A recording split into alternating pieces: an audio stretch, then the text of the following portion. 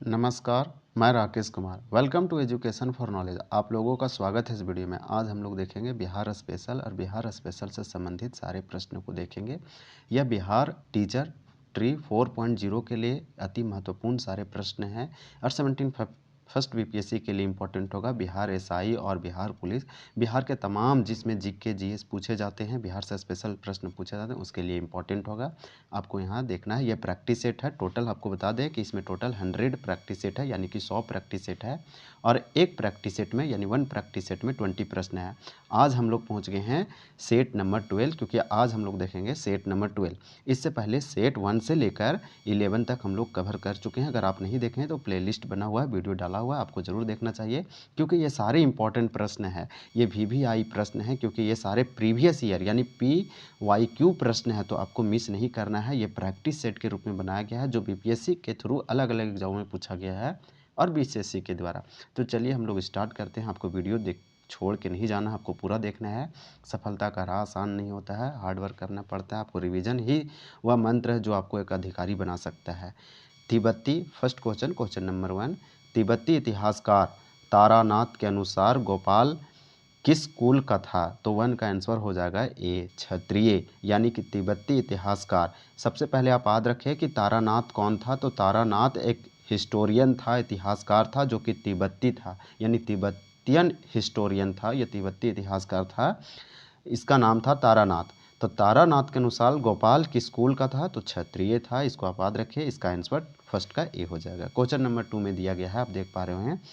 7 धाराओं से मिलकर बनने वाली नदी को कौन सी है? यानी ऐसा कौन सा रिवर है जो 7 धाराओं को मिलने से बनती है? अलग अलग 7 धारा आती है, ऐसे ऐसे करके आती है और फिर आगे चल के एक ही धारा में मिल जाती है, यानी 7 धाराओं के मिलने से एक नदी बनती है। वह नदी कौन सी है? तो 2 का आंसर हो जाएगा सी, कोसी। कोसी है, इसीलिए कोसी को सप्तकोसी भी बोला जाता है, क्योंकि कोसी नदी 7 धाराओं के मिलने से बनती है। तो 7 धाराओं से मिलकर बनने वाली कौन सी नदी है? कोसी है। क्वेश्चन नंबर 2 का आंसर हो जाएगा सी। क्वेश्चन नंबर 3 है। 3 में पूछा जा रहा है, जिला नियोजन एवं विकास परिषद का प्रधान कौन होता है? यह बीपीएससी के द्वारा पूछा गया क्वेश्चन, ये इंपॉर्टेंट आपको करना है। जिला नियोजन और विकास परिषद का प्रधान कौन होता है? तो 3 का आंसर हो जाएगा डी। डी में दिया है जिला विकास प्राधिकारी, यानी जिला विकास जो प्राधिकारी होते हैं वही जिला नियोजन एवं जिला परिषद का प्रधान होते हैं, यानी हेड होते हैं, प्रेसिडेंट होते हैं। किसका? जिला नियोजन। जिला नियोजन कहने का मतलब कि डिस्ट्रिक्ट प्लानिंग। तो इसमें आप लोगों को ये याद रखना है कि जिला नियोजन एवं विकास परिषद के जो हेड होते हैं जिला विकास प्राधिकरण होते हैं, यानी कि जो जिला विकास अधिकारी होते हैं वो इनके हेड होते हैं। तो 3 का आंसर हो जाएगा डी। नेक्स्ट देखेंगे, इसको अगर आप खुद से देखना चाहते हैं तो वीडियो पॉज करके देख सकते हैं। राज्य में भूमि सुधार अधिनियम किस वर्ष पारित किया गया था? यह बहुत इंपॉर्टेंट प्रश्न है, इंपॉर्टेंट कैटेगरी का क्वेश्चन है, क्योंकि ये बीपीएससी के द्वारा पूछा गया है अलग अलग एग्जामों में। ऐसा इसलिए इम्पॉर्टेंट है क्योंकि यह ऐसा करने वाला पूरे भारत का पहला राज्य था, इसलिए ये इम्पॉर्टेंट क्वेश्चन है। तो राज्य में भूमि सुधार अधिनियम किस वर्ष पारित किया गया था? तो 4 का आंसर हो जाएगा सी, 1950 में। 1950 में बिहार राज्य ने भूमि सुधार अधिनियम को पारित किया था। यह अति महत्वपूर्ण प्रश्न है, तो 4 का आंसर हो जाएगा सी, 1950 में भूमि सुधार अधिनियम पारित किया, यानी कि भारत की स्वतंत्रता मिलते ही ऐसा करने वाला बिहार पहला राज्य था और एक बहुत महत्वपूर्ण या फिर बहुत अच्छा स्टेप था सरकार के द्वारा। जिला प्रशासन का प्रमुख कौन होता है? तो जिला प्रशासन का प्रमुख कौन होता है आपसे ये पूछा जा रहा है। तो 5 का आंसर हो जाएगा सी। सी में दिया है जिलाधिकारी। जो जिलाधिकारी होते हैं वह जिला प्रशासन का हेड होते हैं, यानी डिस्ट्रिक्ट एडमिनिस्ट्रेशन के हेड कौन है?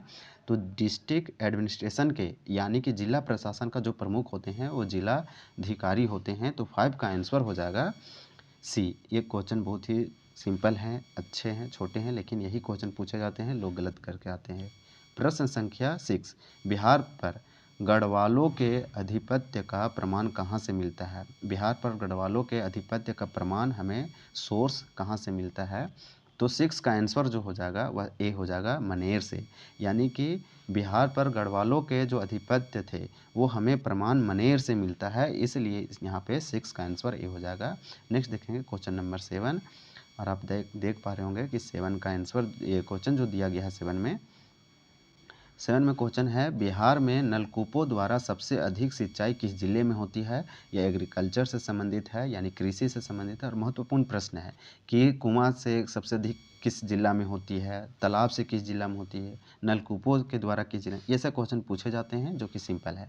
तो यहाँ पे बिहार में अगर नलकूपों से बात करें तो बिहार में नलकूपों के द्वारा सबसे अधिक सिंचाई यानी इरिगेशन जो है वह बिहार का कौन सा जिला में होता है? तो वह पटना में होता है। बिहार में नलकूपों के द्वारा सबसे अधिक इरिगेशन या सिंचाई पटना जिला में होता है। 7 का आंसर डी हो जाएगा। प्रश्न संख्या 8 है। 8 में पूछा जा रहा है, कौन सी नदी सोमेश्वर की पहाड़ियों से निकलती है? तो कौन सी ऐसी नदी है, ऐसी कौन सी रिवर्स है जो सोमेश्वर की पहाड़ियों से निकलती है, यानी उसका ओरिजिन पॉइंट जहाँ से वो निकलती है वह है सोमेश्वर की पहाड़ी। तो वह ऐसा कौन सी नदी है बिहार की? तो 8 का आंसर हो जाएगा बी, और बी में दिया है बूढ़ी गंडक। तो बिहार की जो बूढ़ी गंडक है जो कि एक बहुत ही महत्वपूर्ण नदी है, यहाँ पे इकोनॉमी के लिए इम्पोर्टेंट बूस्ट करती है, बिहार के इरिगेशन में कृषि के लिए योगदान देती है। तो बूढ़ी गंडक यानी कि एक ऐसी नदी है जो सोमेश्वर की पहाड़ियों से निकलती है। 8 का आंसर हो जाएगा बी। क्वेश्चन नंबर दिया गया है 9, और 9 में आपसे पूछा जा रहा है कि बिहार में आने वाला कौन सा यात्री सेल्यूकस का राजदूत था? तो बिहार में वह कौन सा आने वाला यात्री था, यानी कि ऐसा कौन सा यात्री था जो बिहार में आने वाला सेल्यूकस का राजदूत था? तो 9 का आंसर हो जाएगा बी, मेगास्थनीज। आप इतना याद रखें, जो सेल्यूकस था वह किसका राजदूत था, किसका एम्बेसडर था? तो सेल्यूकस जो था मेगास्थनीज का राजदूत या एम्बेसडर था, इसलिए यह बिहार भी आया था। इसका आंसर हो जाएगा बी 9 का। यह हिस्ट्री का क्वेश्चन है। हिस्ट्री के क्वेश्चन के इम्पोर्टेंट उसके पॉइंट ऑफ व्यू से इम्पोर्टेंट है। बिहार राज्य की दक्षिणी सीमा से कौन सी राज्य लगा हुआ है? तो ये बहुत ही सिंपल है। 10 का आंसर हो जाएगा ए, झारखंड। बिहार का दक्षिणी हिस्सा को कट करके, बिहार के दक्षिणी हिस्सा यानी साउथ पार्ट को कट करके लगभग 46% भूभाग यानी कि उसके लैंड को कट करके राज्य का एक 28वां यानी देश का एक 28वां राज्य बनाया गया, जिसका नाम है झारखंड। झारखंड का कैपिटल रखा गया रांची, अरूप कैपिटल रखा गया दुमका। ये यहाँ पे 15 नवंबर 2000 ईस्वी को झारखंड राज्य बनाया गया। 2000 ईस्वी को झारखंड राज्य क्यों बनाया गया, यानी 15 नवंबर को ही क्यों बनाया गया? तो 15 नवंबर को भगवान बिरसा मुंडा का जयंती मनाया जाता है, क्योंकि उनका जन्म 15 नवंबर को ही हुआ था, इसलिए 15 नवंबर को झारखंड राज्य बिहार से के दक्षिणी पार्ट को कट करके बनाया गया। ये डेट आप याद रखें, ये इम्पॉर्टेंट है। तो बिहार राज्य के दक्षिणी सीमा से कौन सा राज्य लगी हुई है? ये झारखंड है। इंपॉर्टेंट क्वेश्चन है। 10 का आंसर हो जाएगा ए। क्वेश्चन नंबर 11 है, विक्रमशिला गंगा डॉल्फिन अभयारण्य कब स्थापित किया गया था? सबसे आप याद रखें कि विक्रमशिला गंगा डॉल्फिन अभयारण्य कहाँ पे है? तो भागलपुर में है।